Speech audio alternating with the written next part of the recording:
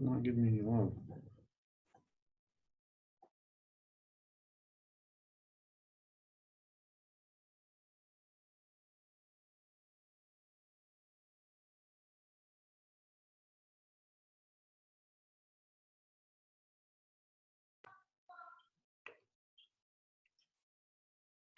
Good afternoon, everybody. This is Aaron Gordon with Aaron Gordon Construction. Thanks for joining me today for today's webinar. I'm a general contractor in the SFA area. And the looming question in the back of all of our minds right now is, what will this pandemic do to our economy? So as I look for answers myself, I reached out to Dr. Eyler, who's a renowned local economist. And as we talked, I realized that Robert's insights could really help all of us understand how to best navigate the days and months ahead. And that's what inspired me to put on this webinar. Our agenda today is a 40-minute presentation by Dr. Eyler, followed by a 20-minute Q&A. If you have any questions, please type them into the chat section of the Zoom site, and I'll read the questions to Robert at the end of the presentation. Please be sure to be as succinct as possible with your questions so that we have the ability to answer as many as we can. Here's a little bit about Dr. Eyler, and then we'll turn it over to him. Dr. Robert Eyler is Dean of the School of Extended and International Education at Sonoma State University. Dr. Eyler is Professor of Economics and Director of the Center of Regional Economic Analysis at Sonoma State University, where he has been teaching since 1995. He earned a PhD from the University of California, Davis in '98, and he earned a BA in economics at CSU Chico in '92. Dr. Eyler has been a visiting scholar at both the University of Bologna and Stanford University. He is married with one daughter, Luciana, and is a native of Sonoma, California. His family have been sheep and cattle ranchers in Marin and Sonoma County since 1910. So without further ado, here is Robert Eyler. Thanks, Aaron, and thanks for having me. And folks, thanks for taking the time out to hear what I have to say about the economy and also about the renovation and construction industry going forward. Aaron, please let me know if something goes wrong with the presentation, but let's get started. So the agenda I have today for y'all is this. We're going to be talking about the latest and greatest in terms of the economics of what's been going on with COVID-19 and its continued spread in the United States and also considered threats globally. There's been some macro impacts, as I'll get to those in a minute, and then I'll talk later about the impacts on the state of California and also on the construction and renovation industries here based on the topic of the day. The forecast for February, or as of February, this is key. The forecast for February is one that we're going to use now as a baseline for the macroeconomy. The macroeconomy is in flux right now for a bunch of different reasons, and now going to be more positive and negative, but mainly in the negative in the short term. But this is where we started. In every quarter, the Philadelphia Federal Reserve looks at 40 forecasters and says, what are you forecasting for real income growth, meaning income after inflation, and also unemployment, and also the growth of jobs? And that's what this panel of data suggests. And the first column of data is the previous quarter's forecast against the new one. And this one came out in January. Thus, this is basically where those forecasters were on February 1, setting the baseline for what was going to happen next. So when you watch this, and this evolution of data, think about this is where the economy's starting, and then I'll talk about where it might go in a bit. They actually saw some pickup in 2020. You can see the numbers ascend from where they started last quarter. And this is also partially true for 2020, not so much for the next few years. And in some ways, to be dead honest with you, this forecast going toward 2023 is kind of a cop-out in terms of the numbers. They're all the same. It basically suggests we're going to be very flat in growth, assuming nothing else happens. But the point is before February 1 and even maybe before March 1, these forecasters were looking at the economy and saying that we're probably not going to have a recession before 2023. And a lot of that was because the labor market was in such robust shape. We saw such low numbers in unemployment. And I'll come back to the implications of what's recently happened for this data in just a second, that we did not see any pickup of unemployment, which means that the economy is just going to kind of slowly hum along, generating incomes, generating jobs, and generating ultimately good gains for the macroeconomy, probably for the next couple of years. Now, this is where we were.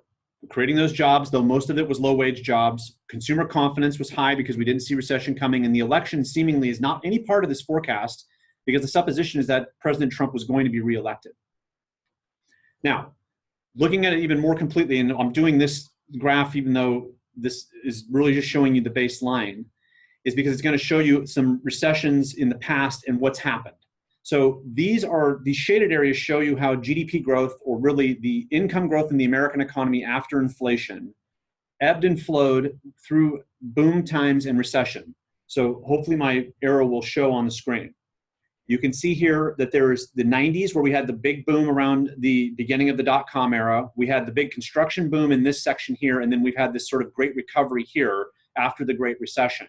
But you can see that in each case, we saw GDP dip either right before or during the recession, the shaded areas on this graph. And this is where we've been basically the last 2 years or 8 quarters. So to substantiate what those forecasters are seeing, a lot of the good forecasts before February 1 or even March 1 were because we had this kind of momentum in the economy going into this year. Furthermore, the Federal Reserve was really looking at inflation more than anything else and trying to predict where the economy is going and how to conduct monetary policy in terms of shaping interest rates. This little bit right here, this red line, which I'll explain in just a second, getting that red line to creep up toward the dotted line was the key to why interest rates were cut last year 3 times, and why we started to see a little bit of creep up in this red line because we saw more economic activity as a result of the rate cuts. So that red line is called core PCE prices, or core personal consumption expenditures deflator, basically the broadest consumer price index you can think of that the American economy follows. And when that red line deviates away from the dotted line, the central bank, our Federal Reserve, does not want to see that kind of activity because it gives businesses less flexibility in how they price and an ability to sort of move cost pressures through onto customers, because there's so much competition and there's not enough consumption against that competition. It keeps prices relatively low. Now for consumers, of course, the evolution of that red line, especially since the last shaded area, which is the Great Recession, has been an amazing time for not only the expansion of goods and services in their breadth, but also in their pricing. So we've had a really good consumer run, a lot of it because of this graph. But the reason why the rate cuts we saw last year happened is because that red line is moving away from the dotted line. And so until March 1st this year, the Federal Reserve was watching this specific graph for the last 3 years in a row as the prime reason why it would change interest rates. Now, why that's important, I'll show you in just a second. On March 1st, we saw a deviation from an epidemiological standpoint. Sorry, can't say that word as well as I should be able to. The epidemiology concerning COVID-19 changed on us on March 1st. Finally, I got it right.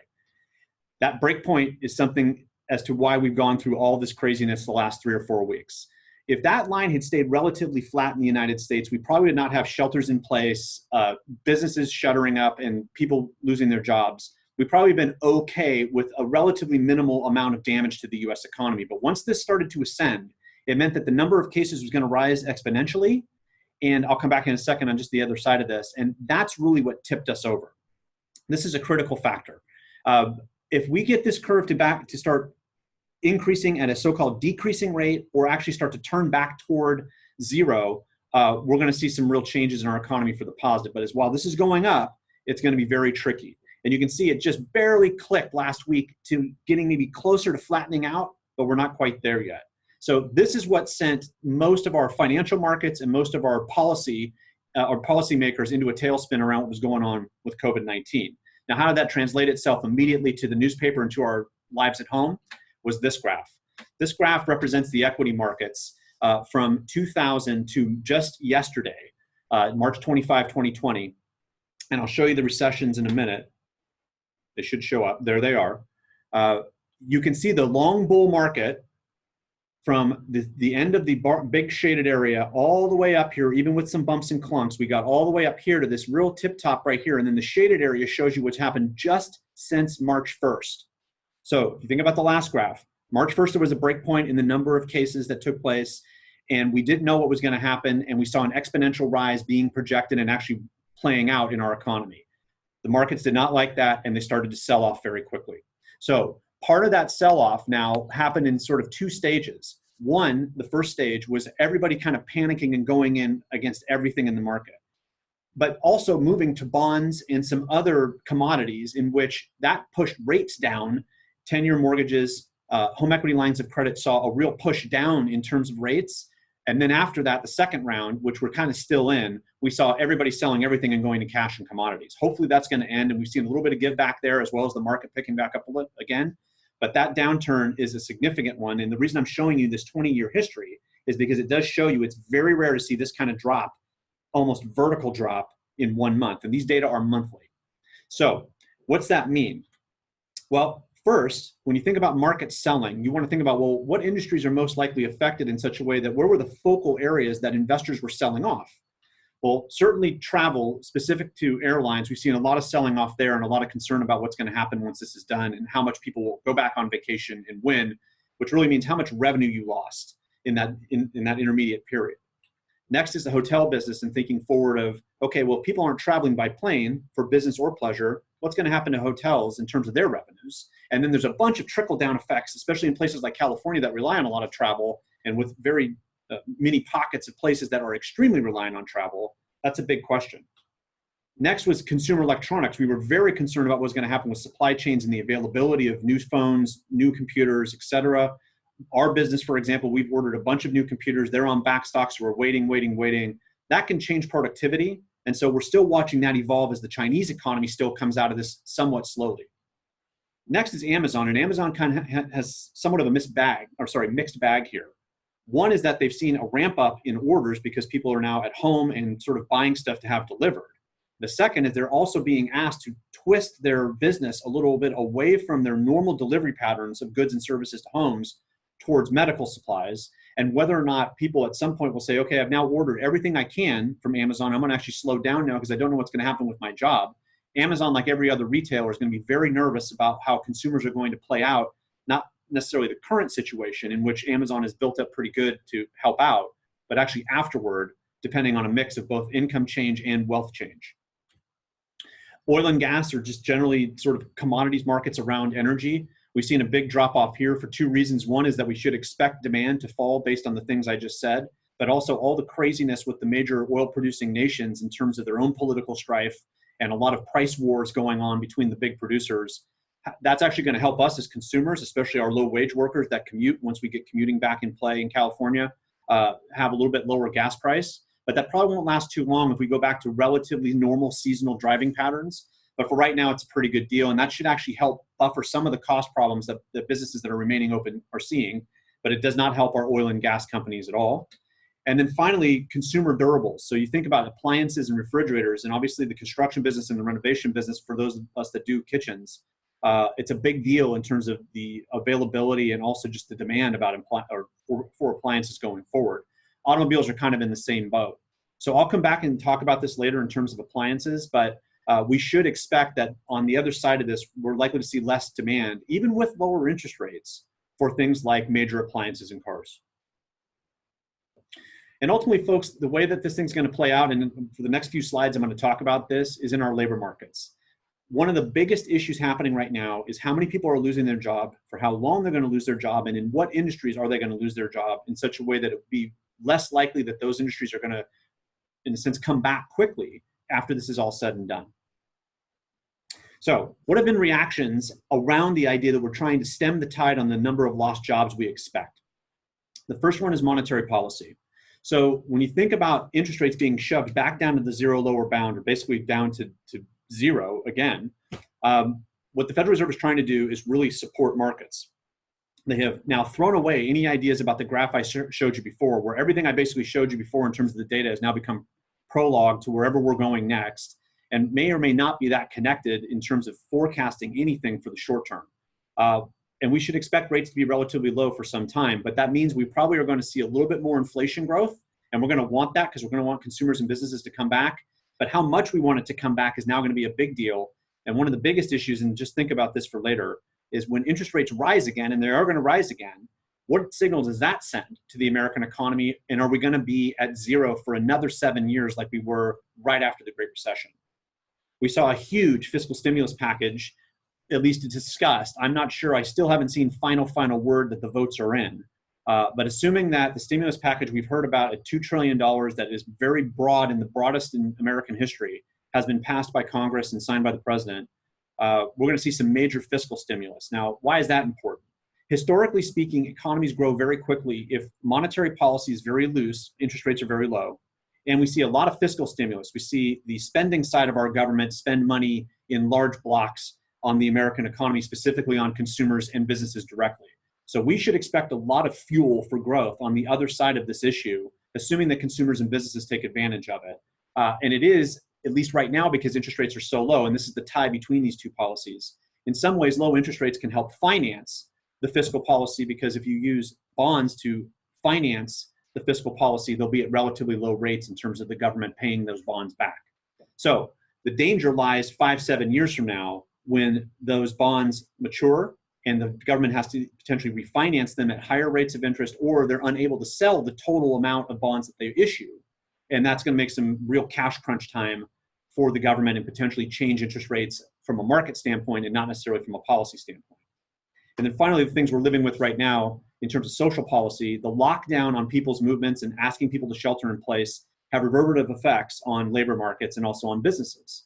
And so one of the things that economists are watching is not only the labor market reaction to these social policies, but also what happens if it stays in place so long that it starts to create social issues like increased crime, violence, and other things that are most likely to start in our cities first and then move into our suburban areas. So those tensions, the longer this goes on, are likely to start springing up and add more costs to society as a result of this change. And our vulnerable populations, our low wage, our homeless, our undocumented workers, they're all potentially at risk in an economy like this, because they're going to be the first people that actually either lose jobs or lose the availability of social services on the other side. The yield curve is something that we're watching evolve also in terms of all the interest rate movements. And it's important if you think about where people might be with respect to where interest rates are and deciding to take on relatively large renovation projects and large construction projects. When this blue line, which represents the difference between the 10-year Treasury market and the 3-month Treasury market, goes below zero, it's usually some problems are happening. The red line is what effectively the Federal Reserve is doing with rates and then seeing it play out in a marketplace between banks. So while that might sound all like gobbledygook, let me do it very simply. The blue line represents the profitability at banking. They lend at the 10-year Treasury rate more or less, and they borrow or get your money and pay you to have your money at the 3-month rate. So when that blue line goes below zero, it means banks are less profitable in each new dollar that they lend out. The red line is the policy line and tells you what the Federal Reserve is doing. So check this out. Before the Gulf War I recession in 1990, there was a flattening out of policy and we went below zero in the yield curve. And then recession happened. Then it happened again before the dot-com recession. It happened again before the Great Recession. And here's where we are today. So one of the big concerns that people have had over the last 9-12 months is that we were slowly creeping up on recession anyway. This graph was one of the ways that we were at least prognosticating we were getting close to a recession. It's not 100% guaranteed when the blue line goes below zero and the Federal Reserve starts to lower rates that we'll get recession thereafter. And certainly the COVID-19 situation has changed the dynamics of how this graph and the data within affect the American economy. But it is something to watch, and here's why. This is what's been happening just since January 2019. So you'll notice the flat line on the red line, and then we saw a rate cut, a rate cut, and a rate cut. And at the same time, we see the blue line, as you can see below that red line. Let me see if my arrow can actually follow this here. You see the flat, the cut, the cut, the cut, and then you have the blue line kind of wobbling around zero, trying to find its way home, where each rate cut wanted to push it back up toward the dotted line, which is the zero line. And then finally, the third rate cut seemed to have exactly the effect we wanted, and we started to cruise back above zero until earlier this year. Well, the earlier this year happened because of the thing in China. Starting in December and going into January, you saw international investors start to buy bonds, the 10-year Treasury, and start to push that rate down, which pushed the yield curve back down below zero. So the first rate cut, you can see, had this first knifing effect right here, and then very soon thereafter, we got the big rate cut there and there, and we saw another increase. So the yield curve has steepened, which is good for banks to provide credit. They now have a profit incentive to continue to provide money, and rates are really low to provide consumers and businesses with a reason to borrow. So that's the rationale behind everything that's been happening with the Federal Reserve the last 2 years, but really the last 5-6 weeks. And we'll see how much we pay for that in terms of inflation and potentially more volatility in markets in the weeks, months, and years ahead. So let's now look at a forecast based on sort of jamming all that together. This is what the Congressional Budget Office saw happening with bonds and the debt we were building up in the economy. So the first graph is federal deficits financed generally by bonds. And you can see the far right-hand side of this graph, and there should be an arrow that'll pop up in a minute right there. You can see that expansion of the debt based on rising deficits. So the bigger this area gets below zero, the more this pink area in the graph below gets larger and larger.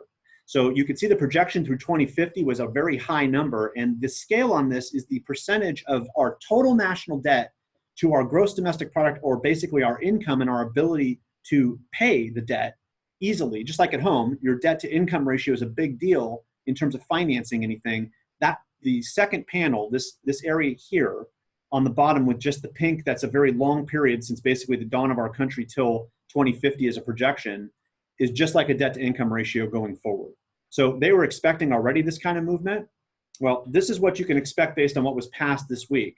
That was the original movement of the debt to income ratio for the United States. That's what might happen if this just lasts 1 year in terms of the spending. And this is what might happen if the structure of spending changes.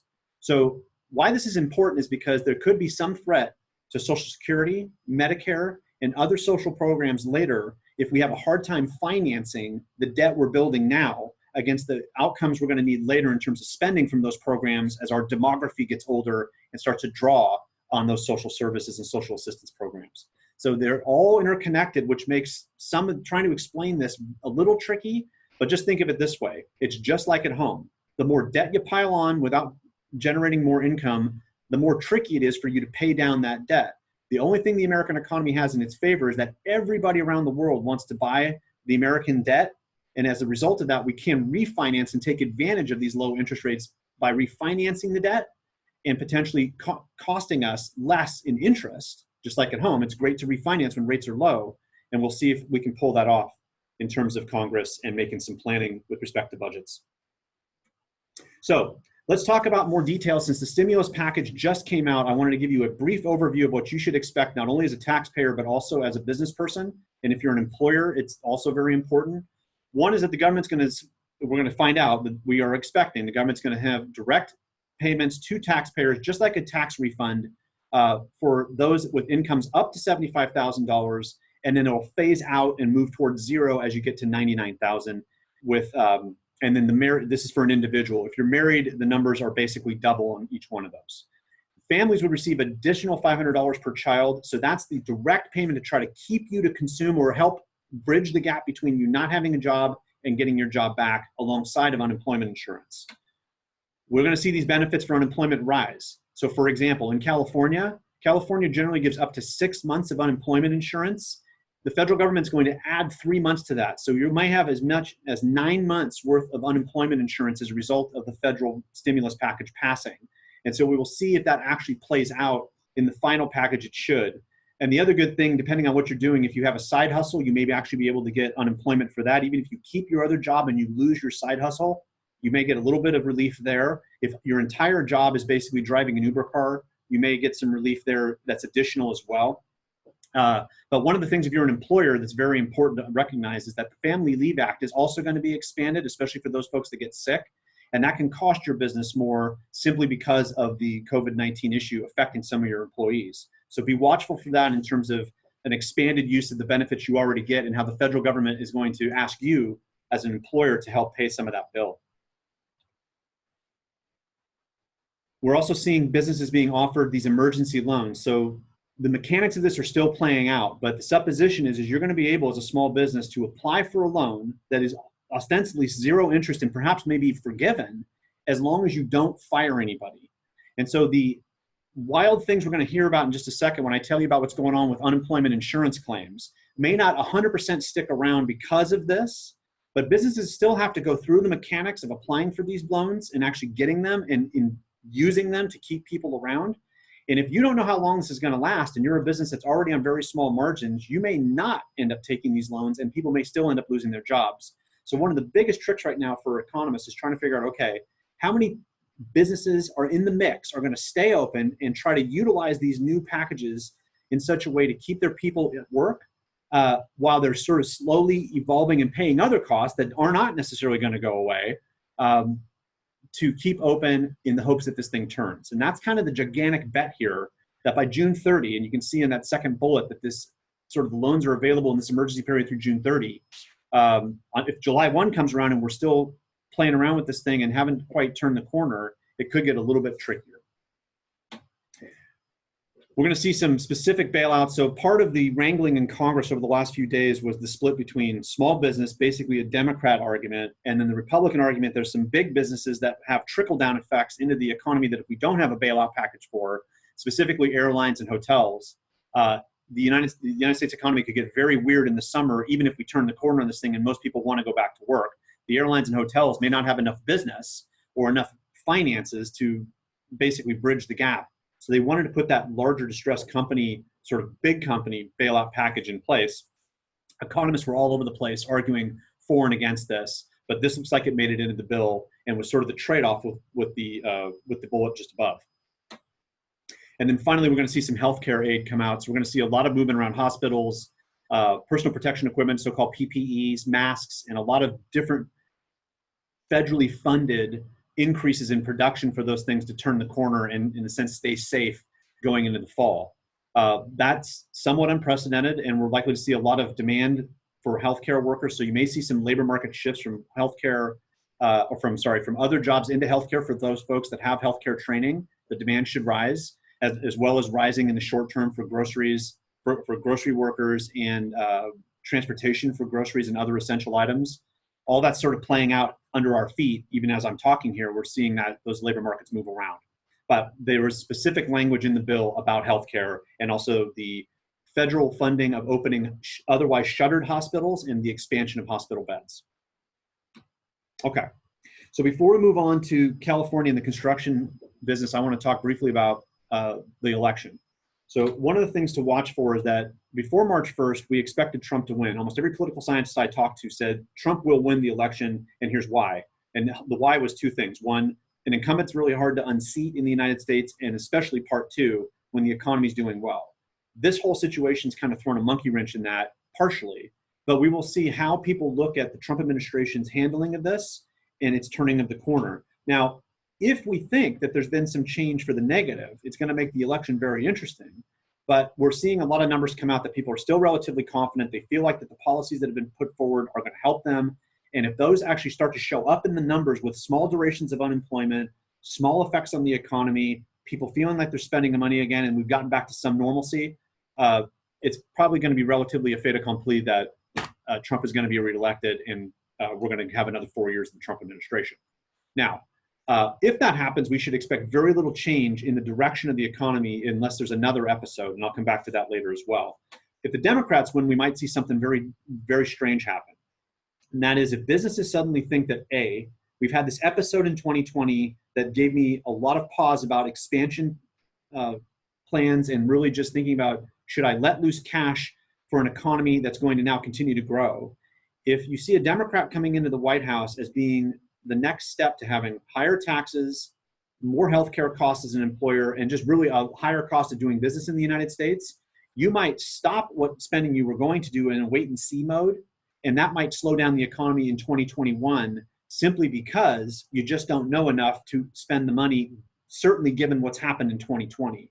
So economists are starting to watch that very closely, and if the election gets close, you're going to probably hear a lot of people talk about the idea that if Democrats win, we might see another downturn in growth come the first and second quarter of 2021, simply because businesses are going to sit on their hands and see what a Democratic president and a Democratic White House are going to actually talk about in terms of changing the cost of doing business and, in a sense, reallocating those resources back toward lower wage workers. Okay, now let's look at some job scenarios and start moving into California. There's all kinds of scenarios and forecasts that are going to show up, and I'm seeing one about every 3 hours. So I'm going to try to give you what I believe are sort of the best three ways of thinking about where we're going as a macroeconomy over the next couple of months, and then I'll transition into your industry, the construction renovation industry. If we're out of the woods by quarter two and basically back going normal by June 30, we should have relatively minimal effects on the macroeconomy, even though the numbers in the next 3 or 4 weeks are going to be absolutely psychotically wild and they're going to blow your mind negatively. If the duration of those changes are very short, because the packages kick in and businesses feel like, okay, we've turned the corner, should be relatively okay. The second one, which I'm going to call the tricky scenario, the first one's the good one. The tricky scenario is if we have this slow lumbering problem, we're not turning the corner on time, we're not seeing business come back, we're seeing people with long durations of unemployment or potentially even choosing to remain on unemployment for longer periods of time than maybe they should because of unemployment benefits. It's going to be a little bit trickier, and we're going to see a longer spell of lower growth and potentially recession as a result of that in a technical sense. The third one, which is the ugly scenario, is where we actually go into recession because we've seen a complete gutting of business in this scenario in such a way that we see people lose their jobs, businesses go out of business, somewhat of a slight reconfiguring of a lot of industries that were primarily affected, meaning your local mom and pop retailer or hotel goes out of business because they didn't have enough to get them through a season that really didn't happen. Specifically, now we're going into the tourism season in California. That's a big threat. You might actually see other sort of indirectly connected businesses like dry cleaning, linen cleaning, food services, ones that are primarily locally owned, not big corporate outfits. Those might change also. And those dynamics are hard to just turn around on a dime, because if the demand's not there, businesses are not going to want to expand. And that can prolong problems, just like in the Great Recession. So in a sense, if you think about it, the good scenario, which I'll show you in a minute, is really a quick hit, and then we turn the corner, even though each day is going to seem like an eternity.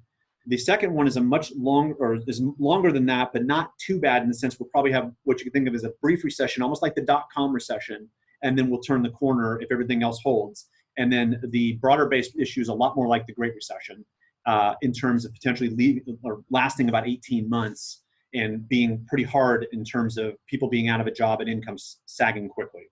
So this other piece here, the duration and depth, that's critical. If we see relative duration get shortened because we turn the corner and we get back to normal, that's good. And if the depth of it, if the amount of people who remain unemployed by, let's say, the third quarter of the year is relatively stabilized and starting to shrink again, we're probably going to be okay. But that duration and depth mix is the absolute key to this in terms of which scenario is going to ultimately play out. So here's another way of looking at this. This is jobs through 2023. I'm on the California Department of Finance's forecast team. Every year we get together and we talk about what the state of California may do from a jobs growth standpoint. This is the baseline forecast through 2023 as of January 1, 2020. And so here's the good scenario. The good scenario, which is the green line, shows a deviation from that baseline for a little while, probably toward about the end of the year, where we have maybe 5 to 6% unemployment, maybe 7. We slip back toward 3 or 4 by maybe the end of the year, and then we're right back where we were, under 4%, and kind of cruising right along in California after that. This is the longer scenario. This is where unemployment may get down to or get up to 8 or 9%, and then linger in the low single digits, maybe between 5 and 6% for a couple of years, because people are still sifting through the unemployment benefits. They're still sifting through what to do next, and employers are still worried about rehiring. This is the ugly scenario. This is really like the Great Recession, where we have a deep downturn that's not solved very quickly, and B, we may see a redo of this in fall because we don't have a vaccine, and we have a reoccurrence of the flu in Asia that sends everything in a lockdown again. But notice that the second round here may be just a little bit of a kick, and then we finally figured out, because either we have a vaccine or we did what we needed to do from the lessons we learned this time, and we turned the quarter rather quickly. Okay, yeah, that's the Great Recession in contrast. So it's going to happen a lot faster this time than the Great Recession. It may have the same depth as the Great Recession, but that gives you a sense of where we were and where we've been since then, because it seems like it wasn't that long ago, but the Great Recession was almost 12 years ago now. And that's the baseline, once again, just as a way of thinking about it. Okay, and that's where we will be. We'll be basically back at June 2015 numbers. Believe it or not, we'll lose about 5 years worth of labor growth if we go into the ugly scenario. Okay, so the details, I kind of talked about this, so I'm going to move through this very quickly. Short-lived change. The second one is that we ended up taking measures similar to China, which we have done, which kind of gives a little more credence to the tricky scenario. But we did not expect the package to be this robust, so it might be more of a mix of these two scenarios. And then the ugly one is where we have a lot of craziness happening. So that's really the way that economists more or less are sort of framing up their thinking around these scenarios and where we're going to go next. And you're going to hear everything in the kitchen sink, literally, coming out about this thing. So let's now transition to talk about remodeling demand. There is a policy center at Harvard University called the Joint Center of Housing Studies, and they really are kind of the preeminent place that economists look to in terms of housing demand and really more on remodeling and renovation demand as a submarket. So I'm going to break down where they're seeing things and also kind of the things they watch for you to think about when you're looking forward for other thing I said before in the macro economy that's still very uncertain. What are the indicators you should be watching for your own industry? Well, on the positive side, when income rises, we tend to see more renovation demand, and that should seem relatively obvious. And unfortunately, the Joint Center for Housing Studies at Harvard thinks of a big project as being anything over $5,000. In California, that maybe is more like $25,000. But the idea is that when income rises after inflation, meaning real income rises, and what people have is purchasing power, you tend to see an uptick in the demand for both small and large projects where the bifurcation line's $5,000 in projects. But the bigger projects tend to rise more slowly in terms of their growth when income rises than the small ones. A lot of people, as income rises, tend to do small projects because people that have very, very high incomes already plot this out rather than, let's say, making relative snap decisions. Okay, honey, let's go ahead and change that sink now because income went up. The big projects by more wealthy people are going to happen in a more planned way and usually in bigger volumes. We see home equity lines of credit, and because those are based on prime has absolutely been hammered because it's tied directly to the federal funds rate. And so we should expect more demand on the other side of this thing if people are willing to take home equity lines of credit, where kitchens and bathrooms have generally been the focus of using home equity lines when they're taken. As home values rise, people tend to look at that and say, okay, well, if we pay for this now, our home value will go up and we should be able to pay for it later, worst case, with the wealth we gain. If the housing stock ages, we should expect more demand. So in places that have older housing stock, you should expect a little bit more every year that goes along. And really, it's a combination of these factors that are positively related to growth in the renovation industry. On the inverse side, we've seen constraints in labor. So it's become more costly to find workers, and materials prices have gone up. So it's changed the dynamics in terms of how people look at the cost of doing renovation, which can slow things down a little bit. Also, when interest rates rise, it can easily lead to a little bit more action in terms of people not being willing to jump into it. But with interest rates falling like they have, we should be in pretty good shape in terms of the credit market side of deciding to do renovations. And then finally, what's been tough for California and also New York has been that we have had issues in terms of the state and local tax deductions in our taxes and having it capped. So that's limited what people can actually write off in terms of sales taxes they pay for big ticket items. And that's also can dampen activity as those limits fall and or are placed in the first place. Okay, so let's get into each one of these in a sense. Here's the housing market forecast, believe it or not, as of March 1st, 2020, coming out of Zillow. They're actually expecting a pretty robust year. These are higher than the percentage growth in median home price in last year. And this is everything. This is condos, single family homes, the whole 9 yards. So they're expecting housing prices to rise. And obviously, with interest rates falling, you might see more housing market activity on the other side of this. The problem with that as an economist is that because of what happened in the equity markets, we're not sure if people are going to take what they took in equity and then look for housing opportunities once they're able to go around and start looking at homes and actually go through the process of moving, or they're going to sit on the cash, which is going to depress every market in the short term, including homes. And we're going to see more existing homes come online because people are wanting to also take the profits out of their homes. There won't be as many buyers. So that game is being played right now with housing economists. Is what do we expect to happen? And nobody's got a good feel of that just yet. But Zillow at least is betting that we're actually going to see pretty decent growth in housing prices on the other side of this thing. These percentage changes are related to 1 year from March 1st. So March 1st, 2021, this should be the percentage growth, which means the year coming up should be pretty good. Here's a leading indicator for California. Now, why is this important? The Joint Center for Housing Studies at Harvard uses the leading indicators as a way to think about the overall macroeconomy at once. So this is through the end of February. And why that's important is really this. If you look at the US, you can see it moves along with California. They're very tightly wound in terms of trend. But this is what we saw after the Great Recession, or during the Great Recession. And we saw this sort of quick movement down. Sorry, let me grab my mouse. This quick movement down like this. Well, if we come over here to the present day, right? This is the Great Recession. This is the present day. If that present day movement goes down very quickly, then we're going to have some problems if we think that this is somewhat prescient of change in our economy for the negative when it falls, and obviously when it goes up, things are going good. So that's the kicker right now, is will we see this go down or not, as far as the leading indicator in the economy, where the economy is going. When this starts to fall, it generally means the economy is going toward recession. So that Joint Center for Housing Studies uses this as one of the prime ways they watch renovation demand, with the idea that people see the economy slowing down, they're less likely to spend. Here's housing starts, with the idea of how much housing is going to be up there. We should expect housing starts to kick back up because of rates falling, but how much they will is hard to know. California, it's tough to get data on California for this. California is the largest state in the so-called West region, which is the black line you can see. This is an index because the volume is so much different between the US and California overall. You can see where the recessions were. You can see that in the early 90s recession, and for those of us that are old enough to remember this, you may remember the early 90s recession and subsequent housing market tumble was pretty deep. Part of it was because part of it in reaction to that was housing starts fell down, and then went through an amazing decade in the 90s, another amazing decade in the 2000s, which you could say was predicated upon a little bit of shakiness in financial markets, then a big downturn.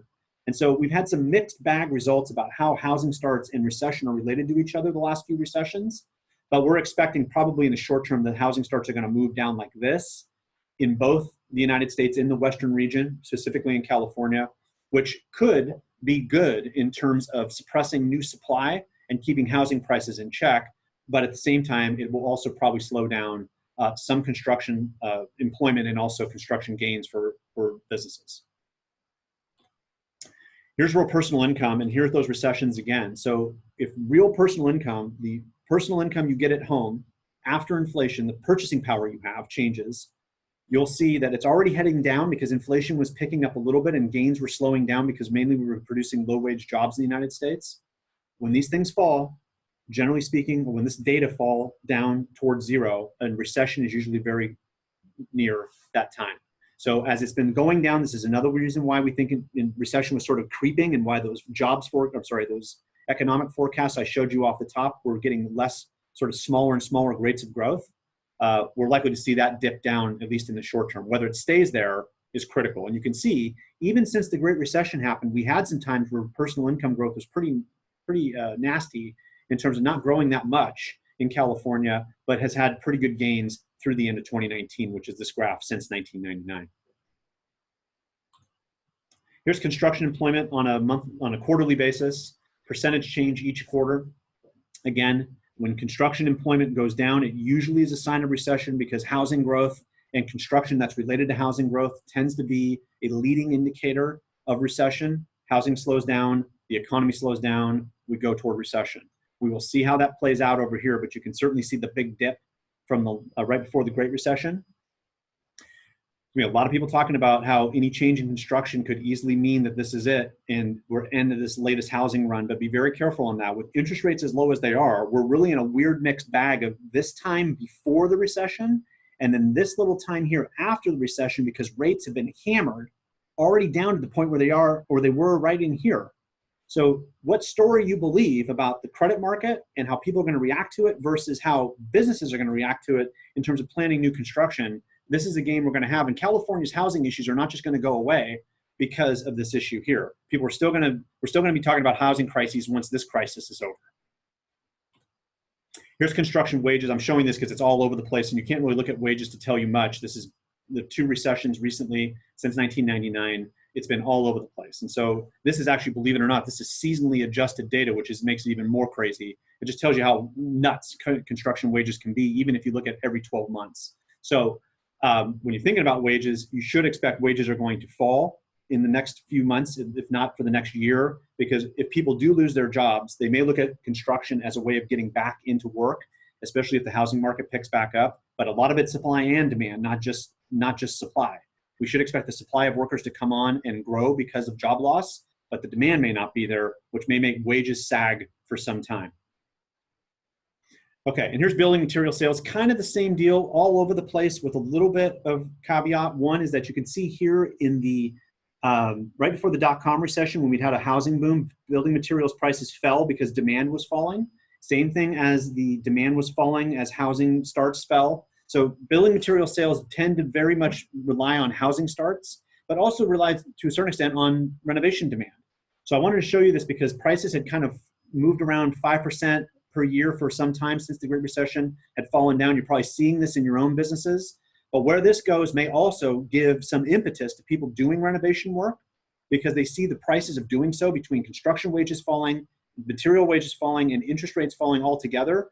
That might lead to more business for you. So let's see how that plays out. But those things seem to be with a relative high probability.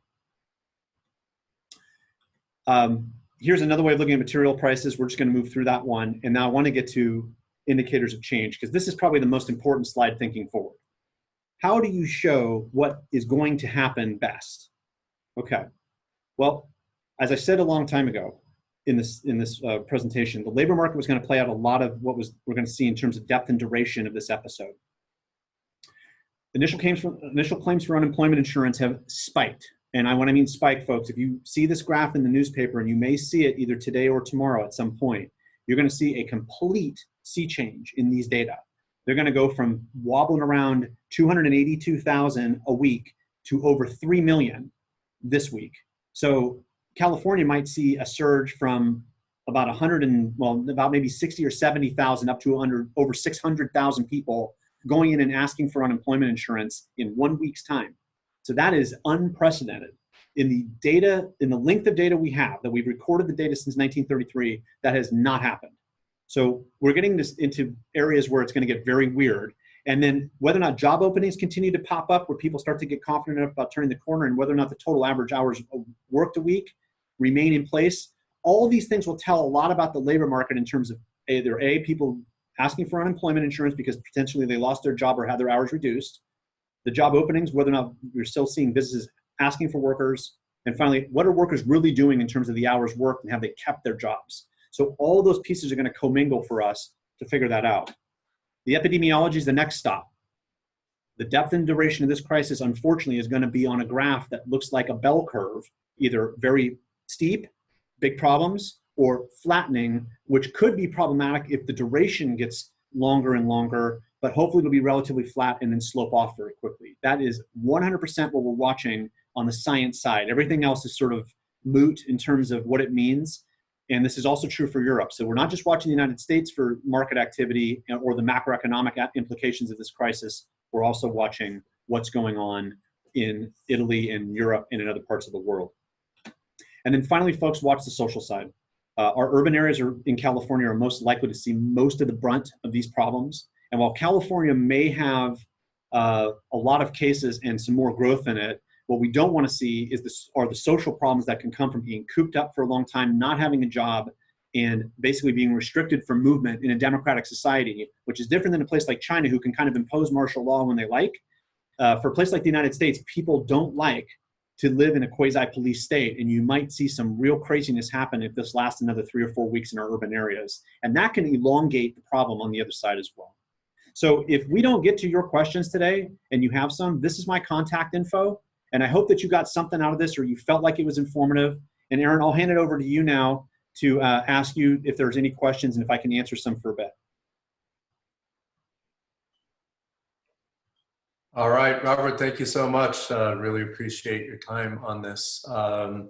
We don't have a lot of questions so far, but if you guys have questions, please type them in and we'll go ahead and answer it. We will be posting this video, so if you guys want to refer back to this, I will send out a link so you guys can review it at another time. It'll either be a YouTube link or it'll be through Zoom. We're not quite sure yet. So my big question is, the Fed's done a lot for us. The rates are really low. What if that doesn't work? What does the Fed have in its pocket to add to the economy if the stimulus package doesn't work? That's an outstanding question. So we're right back into early 2009 in terms of rates. So, pardon me, just like a lot of economists are arguing then, the Fed has basically unloaded all the bullets in that gun. What they can do is they can just start printing money. And that's exactly what they did parallel to dropping rates in 2008 and 9, and try to infuse cash into specific businesses, mainly banks, to give them an incentive to lend. So Federal Reserve can provide an incentive to lend by lowering the rate of interest that it costs banks to gain access to funding, and that gives them an incentive to push it right back out the door in lending. but they can also buy bonds from banks directly in what the process that's known as open market operations to lower the 10-year treasury yield, give the banks the cash, basically pay them for bonds, give them a profit on those bonds, and then also give, by lowering the 10-year treasury, a way of providing homes and businesses with an incentive to borrow. And so that should, in theory, link up the supply and demand characteristics in credit markets. And the Federal Reserve can do that to further provide grease to the lending wheel. The problem is that they have to provide that in such a way where businesses and consumers take advantage of that. If we're all sitting on our hands because we're so freaked out about the future, it may not matter what the Federal Reserve does. And what then that does by putting all that money on the table is it does exacerbate potential inflation later. So you should certainly see our dollar's value fall over the next few months in earnest. And if it does, the beauty of that is that we'll be able to export more goods on the other side of this, but it also will increase prices for us, which is the unfortunate opportunity cost of all this monetary activity.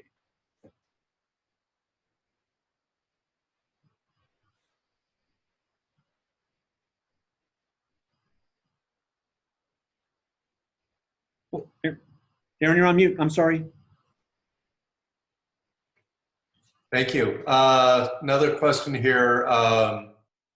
Are the loans that will be forgiven SBA loans or private bank loans? I think they're going to be SBA. I believe that's still wrangling around, but I hear it's SBA. And what is tricky about it is we're hearing that the loan will be forgiven. So ostensibly, the federal government is saying borrow from SBA if you have these qualifications, and as long as you don't fire anybody, and we see that in your payroll submissions through June 30, the loan will be forgiven. That's what we're hearing. Now, whether or not that's the way it plays out on the street is, I think, still somewhat of an open question, but it'll move through SBA, through community banks probably mainly, but also some of the bigger banks, but it'll be SBA guaranteed in that sense and ultimately forgiven, where the bank that originates the loan will end up being compensated for the loan when it's all said and done. Okay. Somebody's asking if they're eligible for a small business loan if they have no employees but want to make hires now. Is there any data on that yet? I had not seen whether or not that's a qualification or not yet. I don't know if that language is inside the bill, and I'm sorry I don't have that information right now. Okay. What is the likelihood of asset sell-off in the California housing market in respect to second homes and investment properties? How will this affect prices and available stock? Really good question. And that's what's so, for me, academically fascinating about this scenario, but also extremely frustrating if you own a home or a second home and you're concerned about preserving your wealth. You may see folks that have lost wealth in the equity markets try to get their house out of their portfolio and go to cash just simply to balance out portfolio return. So that's one scenario. And what we don't know very well are all the people who own primary versus secondary homes, so we can point and say, okay, the demographic that owns second homes looks like this. So when these folks are affected negatively, it should be an incentive to go out and sell off other parts of their portfolio to make up some of those losses. But there's such a wide array of people out there that own second homes that we just don't, there's not one characteristic we can point to and say, this is what we should expect. So to more focally, I guess, we should expect some selling activity. If it outpaces the demand activity is where you really got to sweat. So we should expect some folks that own second homes to just want to liquidate and go to cash in the short term, which could lead to a lot of good buying opportunity if you see the economy going well, but you got to have demand on the other side, and that'll be the key. You won't see much go up if it's a second home, if the demand is not there right away. That's critical. Okay, thank you. Have you heard that they will not give SBA loans if owners have the ability to give owner contributions? As far as I know, the criteria are going to be very easy to get the loan, so it should not matter if you can provide contributions or not. I have a feeling that it's going to be very, very loose. I think the problem is going to be, is it first come, first serve? Is it a sliding scale? I think those things are still being worked out in SBA in terms of how businesses are going to have the money available depending on the size of your business within the range that they're funding, and who's going to be in front of the line. I don't think owner contributions are going to make a difference. Okay. If the Chinese economy restarts and factories are opening, we'll see goods coming back from the U.S. Will this jumpstart locally for the confidence for the local consumer?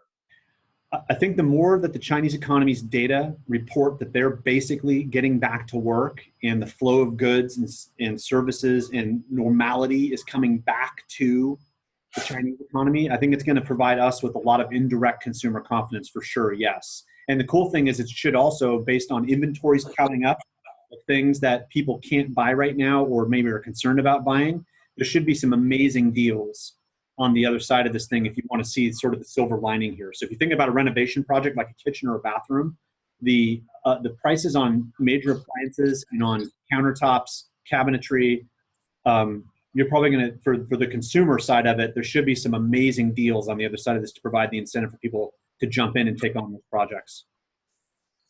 Great. Can you discuss unemployment, partial employment for high wage earners, 100K plus, but what if they're only working 10 or 20 hours a week?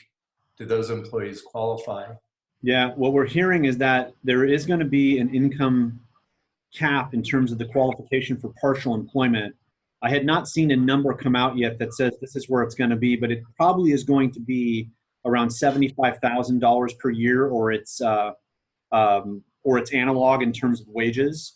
That's so basically thinking 37.50 an hour, or 75 grand per year on a 2,000 hour a year basis.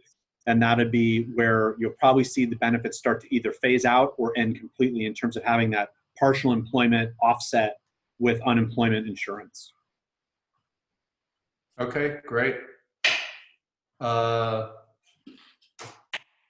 the Federal Reserve lowers the rate, the 10-year bond rose and mortgage rates rose. Will any Fed action be likely to lower either of these rates?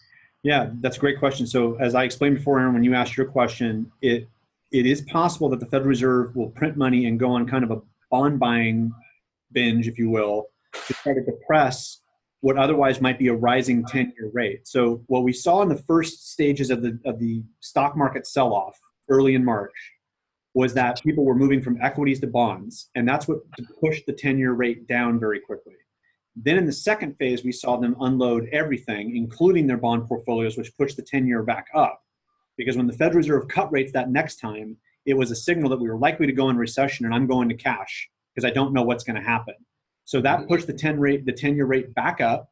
The short rate was forced down by Fed policy. And now it's possible what the Federal Reserve to do to infuse even more cash into the economy is start buying those 10-year bonds and pushing that rate back down through higher demand, where the Federal Reserve is one of the bigger buyers of those bonds, which, believe it or not, because we have so many bonds to sell, is basically taking the cash, paying the federal government to finance their stimulus package, and pushing those bonds out on the market where the Federal Reserve is the main buyer. That can help suppress what otherwise would be more pressure on 10-year rates. Because the other reason why 10-year rates were rising and still are kind of higher than maybe you think they should be is because that this $2 trillion spending package is likely to be financed by an array of treasury bills. And the best way of selling a bond is to offer it at a higher rate of interest. So that's why you're seeing some of that activity out there as well. But the Federal Reserve could start buying those bonds and help sort of push down that rate over time. Great, thank you. How do you think this will affect the higher end remodeling projects for wealthy clients? You know, a lot of us are in the $2 to $10 million range for the size of jobs you have in San Francisco. You even see $20, $30 million jobs. Sure. How can we think about those projects? It's very tough. You know, you're going to have probably sort of two buckets of people on the other side of this. One where their wealth and their vision, and they may not be exactly the same people, is there enough to where they still want the job done, or they don't want to not do the plan that they've been planning for 18 months because they've got the money anyway and they see a brighter tomorrow, and it's not even a $5 million project. They're not going to miss a meal for the next 5 generations if they do that project one way or the other. You're going to have other people who have the wealth but don't have the vision or are extremely concerned about losing more of it, who are probably going to slam on the brakes And so it really is almost going to come down to personality and how conservative you are about the future in terms of that higher end market where the wealth was probably there in the first place. But I had somebody say something to me one time that said, it's funny, you take somebody who's worth over $100 million, and a lot of that's in stock market wealth, and they're worth $50 million overnight. They've lost half their wealth. They're going to act like they lost their job, their home, and they're on the street for a little while because they just don't know if the lifestyle they're currently at as a $100 million wealth person is going to be maintained at 50. So whether or not that's a generalization about folks that have that kind of wealth or not, it's a big question to ask. But it is something to think about in terms of the different personality dynamics you're probably going to face as a contractor thinking about, okay, I've got plans for a $25 million job or even a $2.5 million job. I think my client has lost maybe a quarter of their wealth. I better check in with them and see if they still want to do this. It's going to be all over the place. But the supposition is that all the things about cost and rates are going to be in place for these folks to take these on. It's just a matter of whether or not they're willing to part with the wealth or lever themselves even more to get it done. Very tricky. It's a great question. Okay, I have a question here. The last few slides appeared to dip before January 2020. There were not projections in those. I do not understand the dip pre-January and the effect to the future. Oh, great question. So the main reason I showed these slides was not really what was going on so much now, but to think about how previous recessions have worked with some of these data. So if we think that a recession is coming forced by COVID-19, what should we expect in these indicators that might tell us something once we see the turn, that we're actually going that direction or that we're actually coming out of the situation? So yeah, some of these were already kind of trending down for sure. Yes. Okay. I have employees who are legal but do not qualify for unemployment because of the much higher documentation of Social Security cards. If I borrow money from the SBA to keep everything paid, am I going to have issues documenting I have kept everyone employed if they are deemed not legal citizens? Wow, that's an outstanding question. My guess is that if you don't name those folks on payroll and you have payroll of a certain amount, that as long as you satiate the payroll, you're probably fine. But be very cautious about how you're using that money, because if the SBA does come in and want to know who got paid and you borrowed, let's say, 200 grand and you have payroll of 100 grand and you say you spent the whole 200 grand, they're going to want to know who you spent it on. And if it's federal money, remember, that's not California money. So be very cautious about that. Unfortunately, this is, like I said earlier, one of the vulnerable populations we have are our undocumented folks who are maybe on cash payments. And California has been very embracing of that population while the federal government has not been. So I would fault on the side of being very cautious in how you pay those folks with any kind of a loan if you're going to be asked to substantiate who got paid and for how long to show that you kept those people employed. Be very cautious. Okay, thank you. What about people who are independent contractors and don't have employees? I think it's going to be trickier for you to get the loans and get that kind of relief depending on how you're set up. So for example, I have an S Corp at home in which there are 2 employees. So I do have current employees. If you're a self-proprietor and you don't have a corporate structure where you're paying yourself W-2s, you may struggle a little bit more than folks that have the same number of employees but are actually a corporate structure with W-2s for yourselves. So watch out for that. It's probably going to be a little trickier to get the loan. Okay, thanks. So what would the considerations be for a small business owner to advise their employees regarding the wisdom of signing up for unemployment compensation versus staying on payroll? Taking into account that unemployment package seems to be so generous, the employee might prefer to do that. Yeah, no, it's a great question and something I've been rolling around since I saw this discussion in Congress about what may or may not happen. It is a classic question in labor economics about how much that you put out there as unemployment insurance against the wages, providing potentially somebody with an incentive to not work versus the wage that we paid for working. So it sounds like the benefits are going to be relatively low and nationalized to where in California, there should be an incentive to continue working if the job is there based on the wages we pay versus what the federal unemployment insurance is going to subsidize California to provide. And that's especially true as the fund gets more and more pull on it. They're going to want to spread those benefits over more and more people, which will make it trickier. So that may happen for some folks. It probably is not going to be a general rule that, especially in construction and renovation, that you won't pay a wage that would not provide them an incentive to come out. But certainly you should expect some people not be willing to work based on what they're going to get in the short term. But that should be the anomaly and not the norm.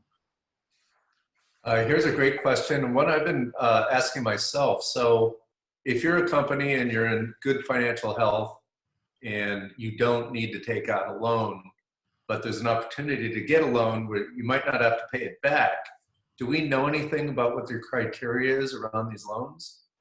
We know a little bit, but all those details are going to emerge over the next couple of weeks, or hopefully the next couple of days. There's not an enormous amount of detail that I can provide yet. Okay. Does the new stimulus package help in hiring project managers? It might. I think it depends on whether or not it's going to help you expand at all, or if you're going to have to take some other kind of a loan to expand versus the other type of loan just to keep your current workers in place. So it may be that by the time you take the loan, if you were to hire somebody and have them on payroll, you might slip in the window, but my gut tells me you're going to have to show that on payroll previous to a date that's later or that's earlier than today or yesterday. But I think a lot of those details are also still emerging. It's just so new, folks, because it's less than 36 hours since they basically struck a deal, much less have all the details played out. Okay. What does the stimulus package mean for the national debt, and what does the increase in magnitude mean looking towards the future? Yeah, it means there's more danger on the horizon unless the American economy can still sell its debt at what you could think of as being the main provider of baseline debt securities for portfolios. If we struggle to have convinced the world that we're still worth buying our debt, interest rates will rise very quickly and we would be in big trouble here in the United States. But most people believe that that's still some time off.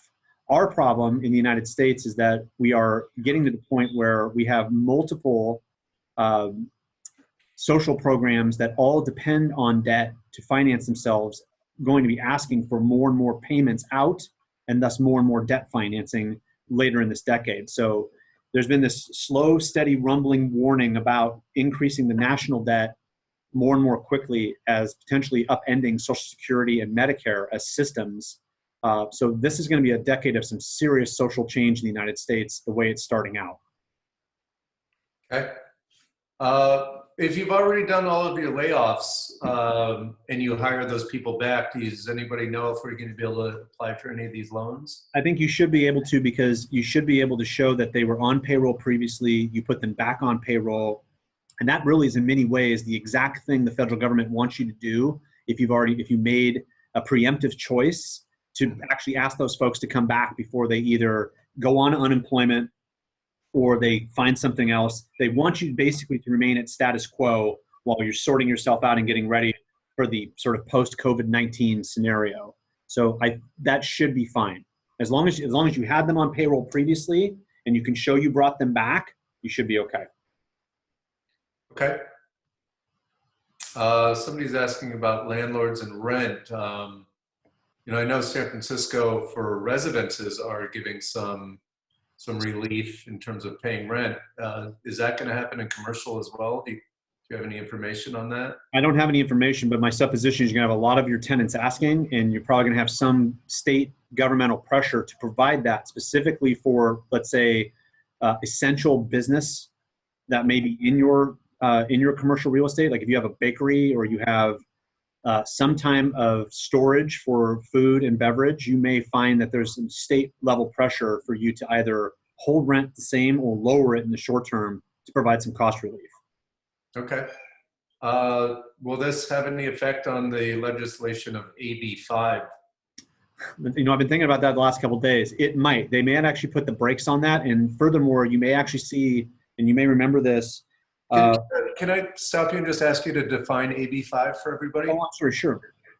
AB5 is recent legislation about independent contractors to transition them into payroll employees. And so I think you're going to see some relaxation of that in the short term, I think. The other thing that you may see some relaxation on is the increase in the minimum wage. So one of the things that was promised when SB3 passed and we got the statewide minimum wage ascension under Governor Brown is that the governor had the ability to put a unfortunately named governor on the ascension of minimum wages if a recession came in such a drastic fashion to provide businesses with some cost relief rather than just keep marching up minimum wages. We may hear about that also. Okay, great. Somebody just chimed in with, can assistance to employees be combined? I'm not sure I understand the question. Oh, sure.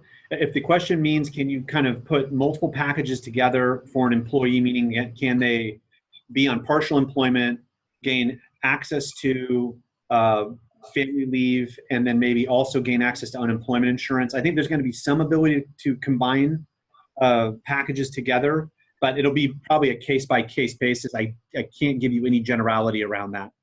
Okay. Here's a great question. There's a limited supply of money that the Fed is putting up for these SBA loans. Should we be rushing out to get these loans so we can get to it before the money runs out?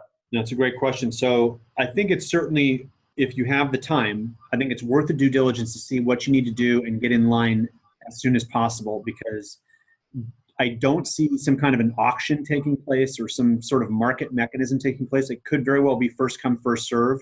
So if that's true, it's better to at least begin the process ASAP, and you can at least walk away from the process, worst case, rather than not having available to you because you just didn't get in line. So I think you should assume it's first come, first serve. Okay, great. One last question and we'll let you go. I know we've gone over a little bit here. That's okay. I'm wondering if everybody working from home, there may be a new paradigm around this where there's, less people going into the office in the future, more people working from home. Could that potentially do something to the construction industry in this area in particular, where you have a lot of tech companies where people could work from home? Is there something to say that people want a nicer home or a bigger home because they'll actually be there? I think you might see some renovation projects that you would have never seen before because they want to build something that looks like an office or renovate something that looks like an office. So yes, I think that is certainly something on the demand side you should expect. Great. Well, Robert, thank you very much. Any last piece of information or advice you have for us before we end? Totally. I think the two main things is A, remain calm and compassionate through this whole scenario. I mean, the more we can do that as people, the better our economy is going to look like on the other side. And second, this industry is going to see some real wackiness probably on the other side of this because you're going to have a lot of market movement. But foundationally, the things I told you at the beginning, those things are still there in many ways. And what you've seen in policy should provide the same basic conditions we were at in 2009 and 10. And if you think about how we took off after that, and we don't have as much of the financial side of the market as having its problems simultaneous to the real side, labor and income, we might have a much quicker, let's say a V-shaped change rather than a U-shaped change. But don't expect the same thing as your president saying that, there's going to be some light switch flipped and we're going to go right back to work and it's going to be the skyrocketing economy. That's probably not going to happen. But in construction, you may see that the turn on this thing is better than the Great Recession, even though the numbers might look as nasty in the short term as that change. So I think construction is going to be okay because I think the demand conditions were still there before this and now are sort of even juiced better. It's just a matter of how people look at the future coming out of this. Right. Well, thank you very much. And everybody, thank you for participating. We'll be posting this in the next few days. Thanks, Robert. Bye-bye. Thank you, Aaron. Take care.